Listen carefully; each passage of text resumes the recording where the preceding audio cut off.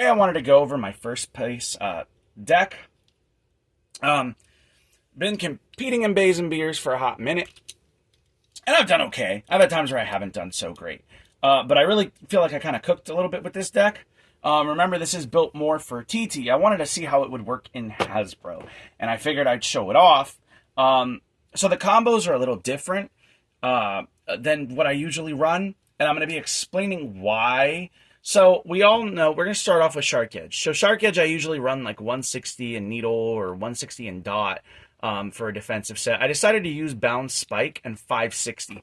I know what you're thinking, but Matt, you said 160 on Shark Edge. A while back, I had said is great against attackers like 760 Low Rush, 160 Low Rush. Like, you could definitely shield, get angle, etc. for defense. But which I like with Bound Spike. But here's okay, hear me out, and here is the thing. Okay? This also behaves somewhat like a balance bit, a little bit like point. So I realized that using an attack layer for defense, super good. Love it, love it, love it. And I love using attack layers, especially barrage layers on like ball and stuff, as counter attackers. Right? So the thing is here, 560, as good as recoil is with 160, you do need some stability and weight to be able to deal with things like Scorpio Spear on Hexa or Cobalt Dragoon 560 Elevate, And one of the reasons why I really like Shark Edge is because we can burst the 560 on Elevate. It can also do well against something like this that's more attack oriented, because this combo has the same knockout power as Elevate. It's more about placement. It takes a little more skill, but I do think that this definitely has sometimes a tiny bit more attack power. And you could really get some solid KOs, especially in the Dragoon versus Dragoon matchup. I do not want to have Elevate while they have Elevate. So we're going to go ahead and show this off against Rod 960 Ball, because most defensive combos will struggle. And what I want to show is that you can absolutely still somewhat be skill issue. I'm not even going to blame the Hasbro. Skill issue. Gotta be a skill issue. There it is. Woo! It touched. One touch. Knockout. So without 560, I found at 160 it did really well against attackers and bounce types. But it struggled with stamina and defense as a defense type. Bound Spike really helped this thing to kind of sort itself out. And I think that that's really important because I need to be able to have some attack to deal with the stamina. Defense usually loses to stamina. And a lot of times I've, resorted to just running Dot on Shark Edge 160. Like, literally, that's fine. It's great. You could still rip hard and still get KOs and still place. But you're going to struggle, I think, a little bit more with stamina and some late game KOs. And 160 is great. I think it's fine. I just don't think that it was the best choice for the deck in this tournament because realistically, again, Scorpio Spear Hexa has evolved into the meta, and it's become a bit of a problem because I think it's worse than Wolf. We still have the little plastic here like Wolf, but it's so heavy and it can be oppressive. You need recoil, but you still need some weight. The 560 was chosen for the extra weight to muscle things out, helping it. It still has recoil. It is still Shark Edge. So Derp Shark reigns in this combo, and I really like this as a defensive player. Having an attack option while still being able to somewhat absorb hits if I get the angle right, I think is so important. And especially as a defense main, a bit that gives me defense, right, is super good, especially when it can also simultaneously give me attack. So, granted, it's not as good as a full-on attack bit. Like Low Rush would probably be a little better if you wanted to go full-on attack. But I think as a defensive combo, this is absolutely Keno. It is Blackjack 21. Time to cash out. Okay. Next up, we have Scorpio Spear. I went 360 level because 360 level is an absolute menace. And I've seen a lot of Scorpio Spear on Elevate. Oh, I messed up. Skill issue. Oh. What is this? Terrible performance. Oh, never mind. I mean, I meant to do that all along, guys. 110%. Totally. That was 100% just pure skill. But yeah, no, I really like this combo. 360 level. First off, it's Scorpio Spear, the Squeer. What's a Squeer? That's not the name of the Beyblade, Matt. It's Scorpio Spear. Scorpio Spear, super good. A super heavy Beyblade, and then on top of that, it has great contact points. And it can also behave defensive on level. I chose level because it has a pretty good like life after death and stamina. And it still can get KOs, but it's also a bit defensive as well. So against other attackers, and especially Scorpio Spear on Elevate, dear God, and Dragoon on Elevate, you need something that can muscle them, that you could really bully them with.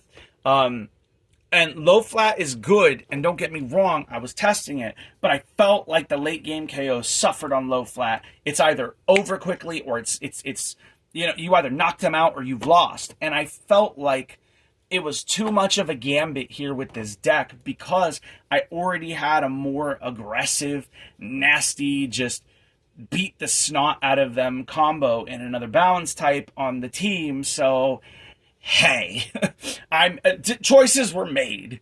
And I don't regret them because this was an absolutely great combo. Seriously, Scorpio Spear, you ate, my boy, and so did Shark.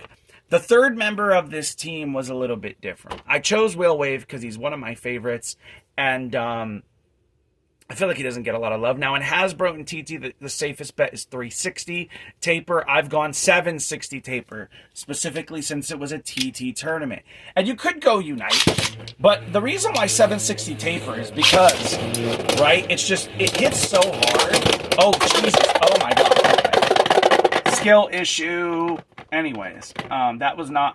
I just got folded over the table, damn. Okay, that's cool. It's whatever. If you want to, Whale, please, just do the thing, Whale. Oh God, Jesus. Okay, there we go. Okay, so that's 760 in taper. Why? So Whale Wave is incredibly heavy up. So if you put it on something like low flat, 760 could absolutely eat. And I thought about doing this and just grabbing 760, right, and low flat and just ripping hard and tearing through my opponents. But then I started to kind of experiment a bit with taper again.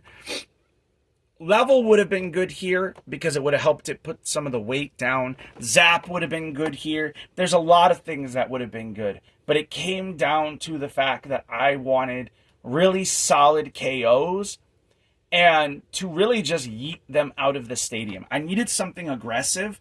And again, with low flat in the current shape of the meta, unless it's something that is like super triangle shaped, you know what I mean? Like low flat works on this, low flat will still work on drawn sword. I mean, low flat will work on anything blocky or tri-shaped. But on Whale Wave, it tends to get knocked over and destabilized a little bit because it's so top heavy. And I wanted to put the weight down, but still have a little bit less traction, a more passive attacker. And I will say, I was using a little bit of Vortex and Cyclone. Where'd my Cyclone go? They both did really well, but I felt like this was the answer. 760 and taper really just goes hard, and especially if you're on Winder. Like, the power that you... Oh my God, it just popped off. Holy crap. My handle just popped. That's staying in. I'm not editing that out. That was amazing. You could ask Damien. I've broken many of these handles ripping hard. I'm wondering if this one is at the end of its life cycle. 3, 2, 1, go shoot. Hard rip. You get a lot of power. Repeated X dashes. And if you look on taper with 760, it stays fairly stable, even after some crazy rides. And you have pretty good late game KO potential. You still have, the ability to hit hard. Even after it's expended a lot of energy. It also reacts a little better with the 760 and taper to being hit. So overall, I think this deck is pretty good. I really liked it. The past few Bays and Beers, I didn't do as well as I would have liked to, but I've also just been hard ripping and not really practicing my tech, just kind of having fun. And I think that's totally fine. Totally fine. Like, I've had a few that I've done good at. I've had a few I've done bad at. But I really liked this deck, and it's different. Also, one of the reasons that this came down to was CX. Because it's so difficult to KO, I needed combos that could also KO something like this on Hexa, which is just a tank and is hard to knock out as a defensive bay. And you could just shove this into something and bully it around. Same with Drawn Brave. Although Drawn Brave I don't think is as much of a problem. But it just, and neither is Perseus. But the reality is I've seen a rise in Wizard Arc, and I'm happy about that because this is one of my favorite freaking Beyblades. I love it so much. Long live the Wizards. But I do think that this, especially against Aero Pegasus, man, it's nice to have 3 options that can deal with it. 3 options that can deal with Rod, that can deal with Wolf. All 3 of them are not just doing a specific job, but can lean into other aspects. So I was really trying to round this out. We don't have stamina on this team. That is one of the biggest things. We don't have a stamina ball bay. So we need to be varied and a bit of a jack of all trade, master of none, but still better than a master of one, right? And that was really the goal with this team. And honestly, I think it worked out absolutely fantastic. I think this was probably one of the best daggone decks I've ever built. I love it. I think it is just, oh, it's so good. It was so much fun to use. And I think if I could change anything, I might put this on Elevate to get a stamina type. Like, I could probably run 160 and Elevate on this, or maybe switch the 560 from here, put it there, and maybe go 360 on this. But see, the weight was the problem, and that's why 560. That's why we chose 560 in Brown Spike. I felt like the weight gap was too much. I couldn't muscle around a lot of the CX. I was struggling with stuff like Impact Drake. And until I put the weight, it was also struggling with Golem Rock, 760, and Low Rush to shield in and get that KO. So again, while 160 I think is fantastic,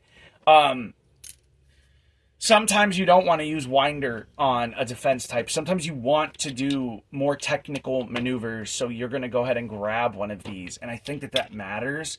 Also, Tyranno Beat is the recoil king. You need to be a little bit more stable. A lot of folks I notice are running like 960 on this to get more recoil, and it's a decent weight, but it's just such a nasty attack type with Beat. And it's like, okay, if I have to beat AP, Phoenix Wing, all these matchups, I feel like I need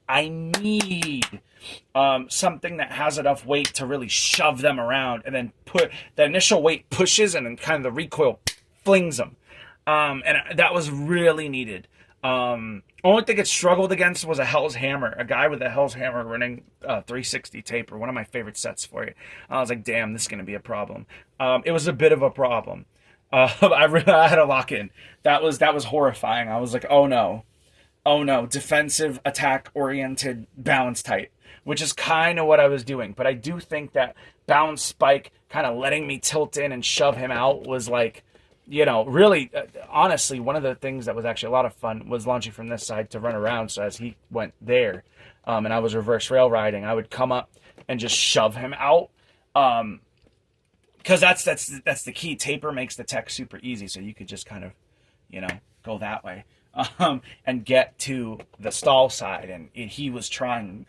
God, that was a nightmare. Anyways, my point is, it was so much fun, but it was a nightmare to deal with. I will point that out. I do think that there's definitely a place for Underneedle on this combo if you wanted to use a slightly different. But I've been using a lot of 760 Underneedle on this bad boy for a tank build, and then 160 Underneedle for just general defense. I think overall, I like this the most, 560 and Bounce Spike. So that's going to do it for me. Thank you guys so much for taking the time out of your day to check out this video. I super appreciate it. And I want you all to know, at the end of the day, I think a lot of people tend to get lost in the more meta parts. I think there's a lot of parts that are on the cutting room floor, especially Taper. Like, Taper is super good. But I think that we have to realize, some parts are still useful, guys. Just because they're not meta. It doesn't mean they can't work, and you gotta kind of sometimes play around with things and really figure it out for yourself. So that's gonna do it. I love the way Zio put it, and it changed my perspective. He was like, why do I want to play in a castle someone else built when I could build my own? And I really do believe that should be the mantra of everybody that loves this game. Find what works for you. Find what works for you. And most importantly, have fun. So that's going to do it for me. I will catch you all in the next video.